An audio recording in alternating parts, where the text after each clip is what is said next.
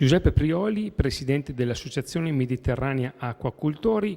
Alla seconda giornata degli Stati Generali della Pesca del Veneto si è parlato di molluschicoltura, uno dei comparti più importanti di tutto quanto il settore veneto, ma anche nazionale.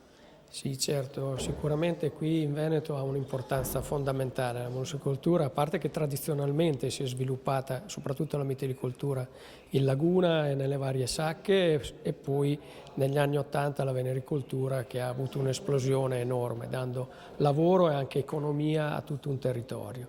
Quindi siamo una delle regioni italiane che produce di più molluschi, li produce di qualità, ha un contesto sociale e organizzativo che dà valore, oltre che produzione, a quello che viene fatto. Basti pensare ai vari consorzi che ci sono sul territorio, a come viene gestita l'organizzazione commerciale, anche a come viene qualificato il prodotto. Abbiamo l'unica DOP per quanto riguarda i molluschi italiana, la Cozza di Scardovari, e altre produzioni di qualità come l'ostrica rosa Tamborec o altro. Quindi io credo che per questo territorio sia molto importante ed è anche un buon contributo a quella che è la produzione nazionale. Il Veneto e l'Emilia Romagna col Delta del Po, che sono un tutt'uno poi alla fine all'interno di un parco che fatica di capire la differenza tra un ambito e l'altro, producono la prima produzione europea di venericoltura con 30.000 tonnellate l'anno. Quindi io credo che